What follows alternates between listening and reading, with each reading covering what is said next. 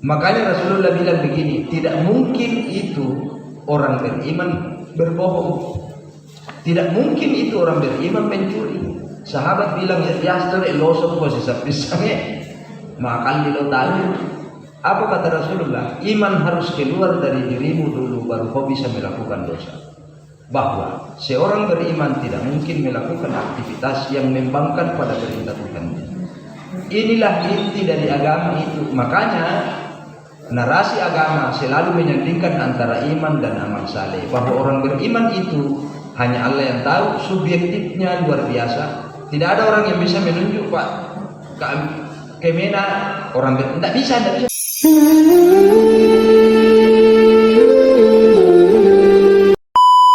Aktivitas manusia. Bagaimana wujud cinta Rasulullah itu? Rasulullah mewujudkan cintanya dengan menyuapi seorang Yahudi buta yang setiap hari memaki-makinya. Bisakah kita di antara kita hari ini bisa melakukan itu? Orang Kristen mana di Polman yang pernah mencaci maki kita? Orang tidak beragama seperti apa hari ini yang pernah menyakiti kita? Tidak ada, Pak. Lantas bagaimana kita merespon keberadaan mereka? Ini kita sedang diuji bahwa kita sudah mengakui bahwa Rasulullah adalah nabi saya dan panutan saya. Tapi pertanyaannya, seberapa banyak tindakan dan aktivitas hidup kita yang dipengaruhi oleh teladan Rasulullah ini? Itu yang penting sebenarnya. Maka kisah-kisah Rasulullah ini menjadi sangat penting buat semua kita, termasuk adik-adik. Karena manusia akan sukses hidup di akhirat ketika dia berhasil dan benar menentukan siapa panutannya.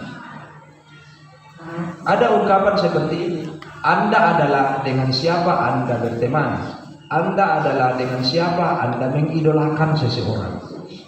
Jadi kalau ada orang bertanya, siapa itu Pak Kemena, siapa itu Pak Kepala Madrasah, tanyalah siapa temannya, tanyalah siapa idolanya, maka kecenderungannya tidak akan pernah jauh dari kecenderungan idola itu. Jadi Mick Jagger idola, ya sudah lompat-lompat terus itu kecenderungan tak, suka teriak-teriak apa dan lain-lain sebagainya. Makanya ada ungkapan, kalau Anda belajar agama dari Musa, suatu saat mencuri itu Anda tidak akan menganggapnya sebuah dosa. Maka inilah yang penting. Ukuran dasarnya seperti apa? Teman-teman saya bertanya di Suada, bagaimana menentukan guru yang baik saya? Saya bilang, ukurannya jelas. Carilah guru yang tidak membuatmu semakin pemarah. Kalau ada guru agama yang membuatmu semakin jengkelan, semakin stres, tinggalkan guru itu, karena itu pasti bukan agama. Agama membuat manusia damai. Agama membuat manusia bahagia. Jadi kalau ada orang datang beragama, belajar agama, di rumah suka nendang-nendang piring, ya sudah, kasih tahu di suamimu, saleh gurumu itu. Pasti bukan agama itu. Ya kalau ada orang semakin stres beragama, cari tahu ini tentang gurunya. Karena orang beragama itu memiliki hati yang lebih luas dibanding orang yang tidak beragama. Saya kasih tahu teman-teman di Lampak sana itu, yang sekiranya saya pernah ceramah di sana, Anda harus jauh lebih bijak daripada orang-orang di luar sana. Kenapa? Anda tiap hari berzikir kepada Allah. Masa nak kalau itu tonton zikir? Di situ perbedaannya. Siswa-siswi di MAN ini harus lebih elegan, lebih hidup dibanding teman-teman yang tidak sekolah di MAN. Mengapa? Pas sekolah mau Anda harus lebih hebat daripada yang lain. Di situ perbedaannya. Makanya semangat mencari tahu Rasulullah itu penting. Karena akan menjadi warna dari tindakan dan sikap hidup seseorang. Oleh karena itu, perkenalkan Rasulullah seapik dan sebaik mungkin kepada generasi muda kita, sehingga ada ketertarikan di dalam diri generasi itu untuk mencari tahu siapa Rasulullah. Kenapa hari ini orang tidak peduli kepada Muhammad? Cara memperkenalkan kita yang tidak pas. Jadi agama digambarkan, Rasulullah digambarkan seperti monster yang menakutkan. Percaya sedukung Allah Ta'ala. Sedikit-sedikit neraka, sedikit. Padahal peradaban ini akan besar ketika diisi dengan cinta. Dan saya harus sampaikan kembali juga, mumpung saya ingat ini, kakak saya bagaimana menyampaikan tadi bahwa Orang sebenarnya selalu hadir dari setiap peradaban itu. Pertanyaannya, apa yang akan Anda kontribusikan buat peradaban yang sedang berjalan? Itu pertanyaan sebenarnya. Anda mau menjadi apa? Semua orang akan berkontribusi pada tiap peradaban yang hadir di muka bumi. Tapi kontribusi itu berbeda-beda. Ada yang menjadi orang besar, ada yang menjadi maling di dalamnya, ada yang menjadi perocak-rocak, dan itu akan ditulis oleh sejarah bahwa pada tahun sekian orang ini hidup dan ini menjadi benalu di setiap peradaban ini. Oleh karena itu, saya ingin menyinggung juga, mudah-mudahan bisa dipikirkan ini yang buruk. Saya ini ceramah kurang nyaman sebenarnya saya diman, karena ini sekolah saya. Saya anggap guru di sini adalah guru saya, walaupun mungkin banyak yang lebih adik dari saya. Saya tidak bisa fokus sebenarnya. Kemarin saya sama-sama dengan kakanda saya Pak Kemena di Manjopai. Ini bercerita tentang keluhannya bagaimana hari ini generasi kita kurang meminati namanya mengaji itu. Saya bilang sebenarnya ini juga kesalahan kebijakan. Salah satu yang sering saya kritik, mudah-mudahan saya salah, terlalu banyak waktu yang diambil oleh pihak sekolah untuk seluruh aktivitas anak-anak itu. Lambe masih sekolah jam 7, pulang jam 2, ada lagi PR-nya, kembali lagi ke sekolah. Jadi tidak ada kesempatan untuk peradaban mengajari lingkungannya. Dia tidak sempat bersosialisasi. Jadi tanda tolak Pak gasing, tidak ada orang yang naik layang-layang. Padahal bermain itu Pak bukan main-main. Dia membentuk karakter yang luar biasa. Saya bilang sama anak saya itu cari panah juga malam baik kuliah. Minna mola mau jadi tugas cuma aib osama miti no sorok juga tuh sekolah. Main detik langsung ada bola camu Pak. Dia tuh hak untuk mengajari kamu. Jangan dirampas semua pihak lembaga itu. Saya juga punya, saya melahirkanmu. Saya punya kewajiban dan hak untuk mengisimu. Jangan orang lain semua yang mengisi kamu. Masa yang menginstal orang lain saya melahirkan. Maka ada orang yang kemudian kehilangan alamat dari jati dirinya, kehilangan alamat pada peradabannya. Kenapa? Ya instalasinya itu bukan kita. Ya akhirnya apa? Anak gadis kita ini tahunya cuma tiktoker, tidak bisa cuci piring. Padahal cuci piring itu tidak main-main Pak. Itu membentuk dirimu sebagai wanita.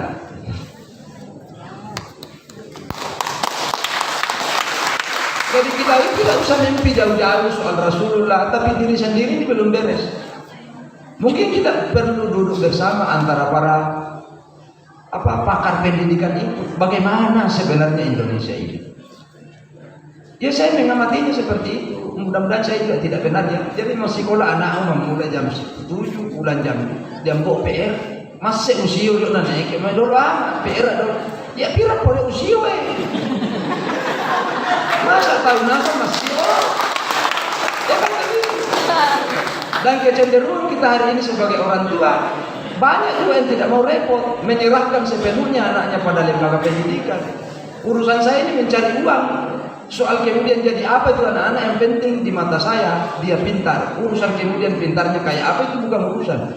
Karena ukuran kesuksesan kita pada pintarnya, bukan pada baiknya. Jadi madrasah ini adalah lembaga yang mendidik orang berbeda dengan cara yang lain. Kenapa? Di sini ada agama, di sini ada sains. Tidak mungkin semua jadi ulama ya, adik-adik. Tidak mungkin semua jadi ulama. Orang Islam itu butuh ilmuwan. Orang Islam itu butuh orang yang bisa bikin. Coba bayangkan, seluruh teknologi dikuasai oleh orang yang tidak beriman. Kalau suatu saat mereka perang-perangan dengan kita habis karena apa? Ya selama ini jadi ilmuwan semua tidak bisa diangkat senjata dan lain sebagainya. Tidak bisa bikin senjata.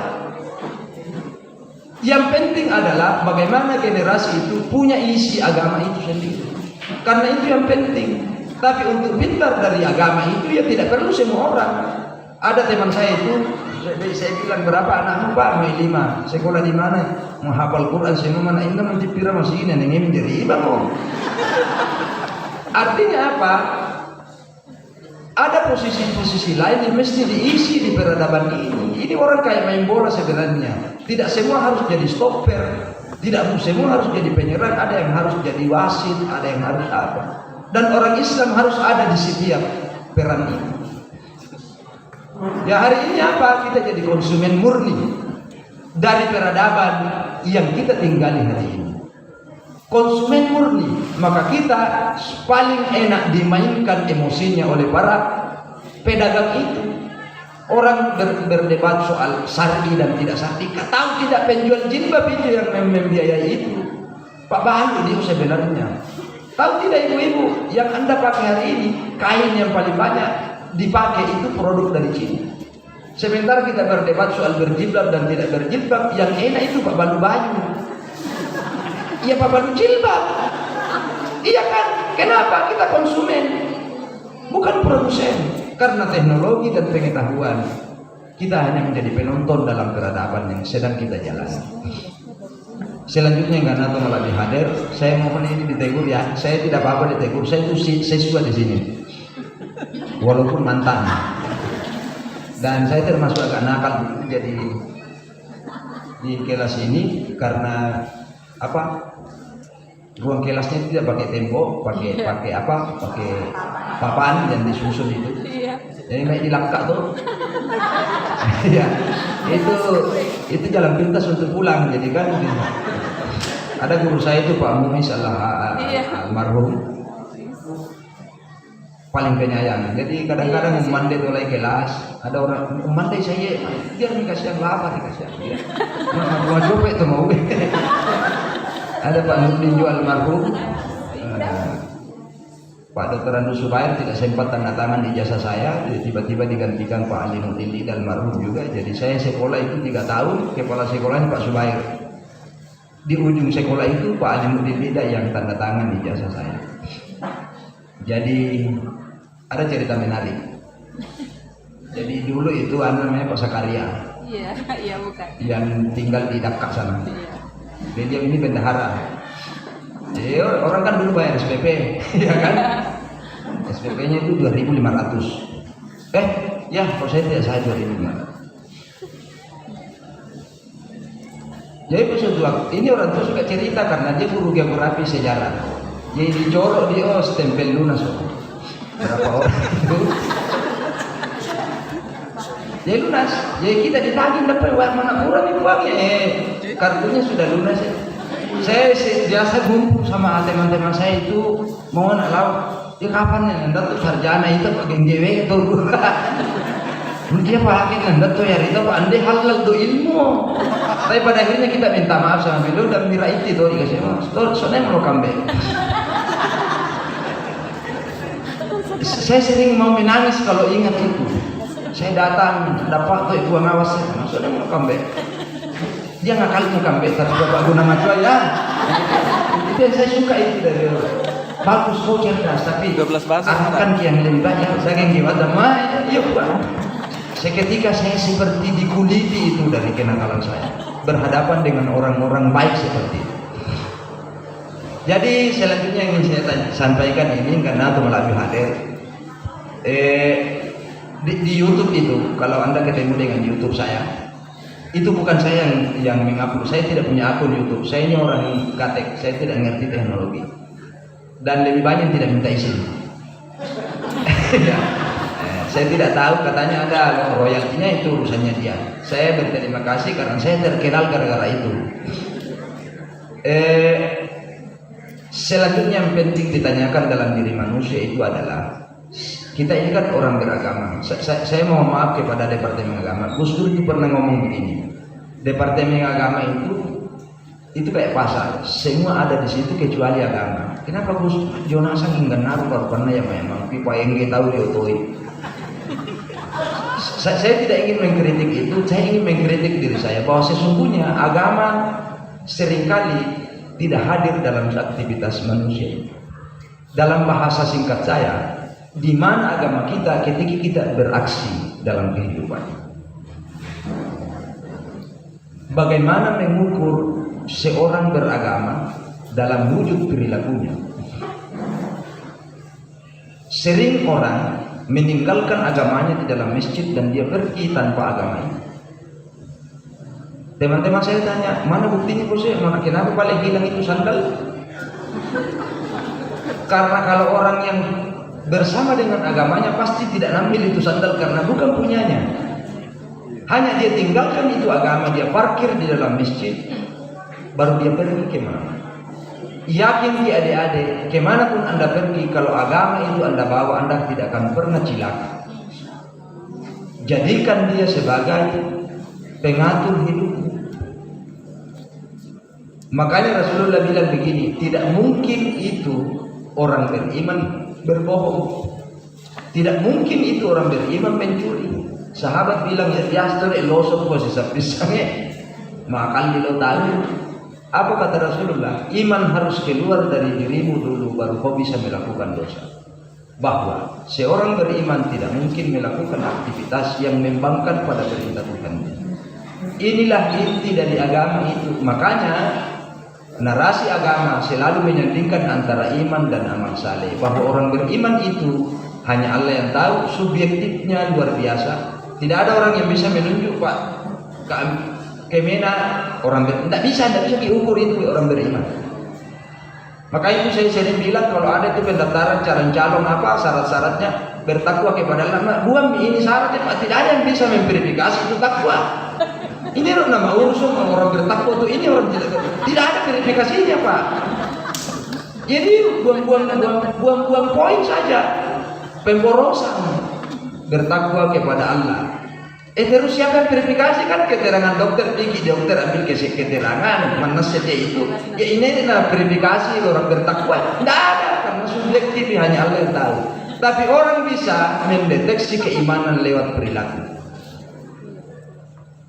Bagaimana wujudnya itu? Orang beriman itu Pak tidak pernah usil pada tetangganya. Mana saja dia. Jadi biar kita menang Argentina ini na Perancis tetangga tak banggui. Ya kan begitu.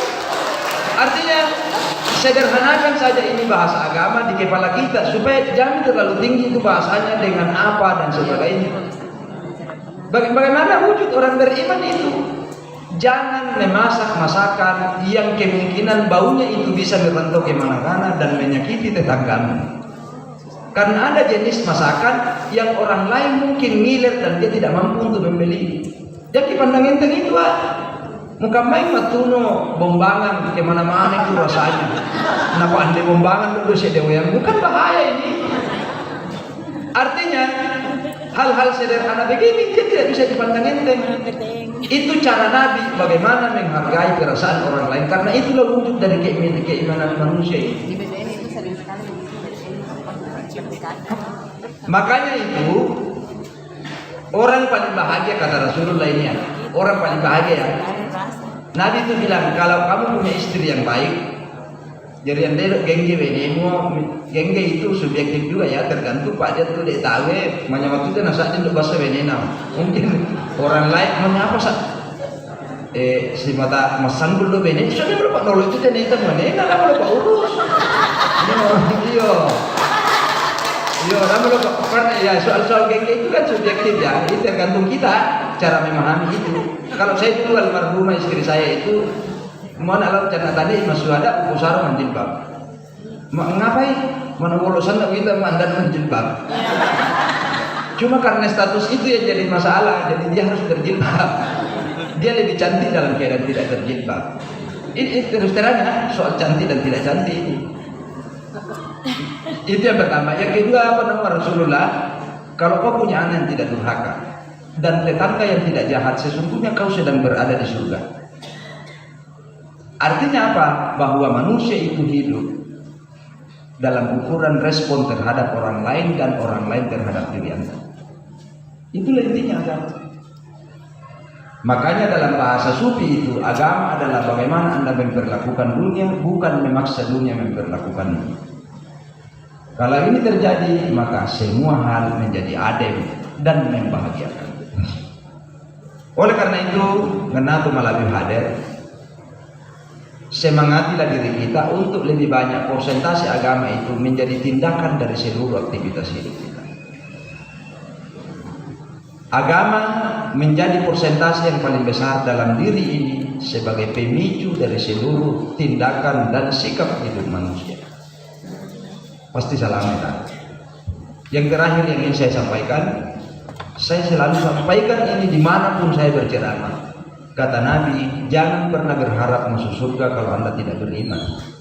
Maka iman adalah kunci dari surga itu. Tapi tidak satu pun orang yang bisa disebut beriman kecuali dia bisa mencintai orang lain. Artinya apa? Puncak dari capaian agama seseorang ketika cintanya sudah menyebar kemana-mana. Bahwa manusia diciptakan dalam konsep cinta, tetapi cinta itu kemudian bermacam-macam makamnya. Ada cinta pada diri sendiri. Agama kemudian mendidik kita untuk menggeser cinta kepada diri sendiri itu untuk menyeberang kepada orang lain, menyeberang kepada istri, kepada pacar, kepada anak-anak. Kalau dia bisa menyeberang dari keluar dari rumahmu, lebih luar biasa lagi. Semakin luas itu radius cintamu terhadap orang lain, semakin luar biasa kesempatanmu untuk memasuki pintu surga itu. Maka seluruh aktivitas manusia adalah bagaimana menjaga harmoni keakraban antara satu dengan yang lain. Oleh karena itu konsep wasatiyah adalah solusi terbaik. Pandanglah manusia itu sebagai dalam pandangan toleran terhadap apapun yang dilakukan oleh orang. Dalam bahasa agama disebut husnudzan, selalulah berprasangka baik ketika engkau menyaksikan sesuatu. Kalau Anda melihat orang yang merokok pada bulan Ramadan di siang hari, apa namanya kira-kira? Saya tanya Ki, Pak Watapak mau sambungan di kapan? Atau dia sedang haid? Ya tapi kan tidak mungkin juga haid kalau laki-laki. Apa mau titip bicara sama ibu-ibu tak tahu undas sangat. Karena dah haid itu artinya apa? Carilah alasan. Carilah selalu alasan untuk menerima kesalahan orang lain supaya kau terima dengan baik. Paksalah dirimu untuk memaklumi apa yang dilakukan oleh orang itu. Itulah orang beragama. Ya mama itu teman rokok mungkin ada kasihan pekerjaannya yang butuh biaya anak-anaknya sehingga dia harus bekerja, dan kalau dia berpuasa mungkin tidak bisa bekerja. Ya mau satu beragama udah lipu dalam mengetutuki warungnya tahu. Saya bilang sama anak-anak di Pulau Ali itu, bagaimana rahasia warung ini? Mau untuk apa? Iya kan dia menjual di bulan Ramadan. Iya, orang tidak puasa aja yang makan di situ. Apa nalok mande tolong mande pak puasa tak? Ya kenapa kok ribu juga dengan warung itu? Pak tidak mungkin kok jauh masuk di situ pak, kau sedang berpuasa. Ya mak dan laut mande, ya urusannya dia bukan urusan kita. Ya terlalu resek dengan orang lain. Kita ini belum beres-beres di Tuhan. Dah mau lupa urus dia. Dan carilah alasan untuk menerima itu. Kenapa orang datang di situ makan? Jangan cari alasan yang membuatmu benci. Mungkin dia dari jauh, dia musafir atau ibu-ibu. Tidak semua dari kita ini berstatus yang sama. Makanya dalam agama itu, pamangkana maridan aw ala safarin, itu jelas. Ada toleransi dari Allah untuk tidak berpuasa. Banyak alasan lain. Artinya bahwa konsep hidup manusia itu selalu berada di tengah-tengah. Dapat lipuan begas terus itu. Pernah lihat YouTube saya itu. Ada orang bertanya bagaimana bahagia Muslim, ada kayak Sarah. Itu saja intinya. Bagaimana itu kayak Sarah? Bisa, tapi ini penting ya apa? Ada hal yang penting dia sarai dan wajib. Apa itu? Ketika anak-anakmu tidak salat dan istri harus lipu. Karena itu tanggung jawab. Tapi ada hal-hal yang tidak perlu dia sarai. Apa itu? Ya kenapa itu natumayan? Masa itu nalabar? Itu dia bisa kayak Sarah. Pada masanya sih urusan semua itu, tapi jangan sudah. Paling lo ngurus sih. Kenapa dia itu warna rumahnya begini? Padahal udah pak urus ini nggak. Tidak lama itu mongeo. Apa lagi-lagi kupikir? Nah itulah kena artinya bahwa agama ini selalu membuat manusia berpikir positif terhadap tindakan-tindakan orang. Carilah selalu alasan untuk menerima dan memaafkan tindakan orang lain. Saya kira itu. Malakawean ini dan alhamdulillah saya sudah tidak terimu sini. Mudah-mudahan Manpolman ini senantiasa jaya selalu sukses. Yang paling penting adalah mulai dari siswa, staf, guru, jagalah selalu harmoni di lingkungan kita ini. Dulu waktu saya sekolah itu saya tidak pernah ingat ada tawuran, ada perkelahian antar kelas. Kita hidup dalam cinta dan damai dengan guru-guru yang luar biasa. Kami berasal dari tempat yang berbeda-beda, tapi sampai hari ini saya masih ingat teman-teman saya di kelas lain. Biasa waktu ina raiti mu'sita bahwa yang membuat kami seperti itu adalah cinta pada masa kami duduk di Mahkulman. Jangan jagalah selalu itu. Hal-hal yang bisa membuat perpecahan hindarilah selalu. Salah satu dari kita mesti mengalah pada konflik yang bisa membuat kita untuk berpecah. Saya kira itu, mohon maaf apa yang saya sampaikan ini acak-acakan. Mudah-mudahan apa yang saya sampaikan ini bisa menjadi sesuatu yang kita ingat, yang baik-baiknya, yang tidak baik dibuang saja. Semoga kemudian berkah selalu hidup tak, panjang umur ki, sehat selalu. Dan mudah-mudahan saya dimaafkan atas apa yang tidak nyaman dalam penyampaian saya ini. Mudah-mudahan saya dimaafkan. Wadumtu fil khairi wal barakati wan najah. Wassalamualaikum warahmatullahi wabarakatuh.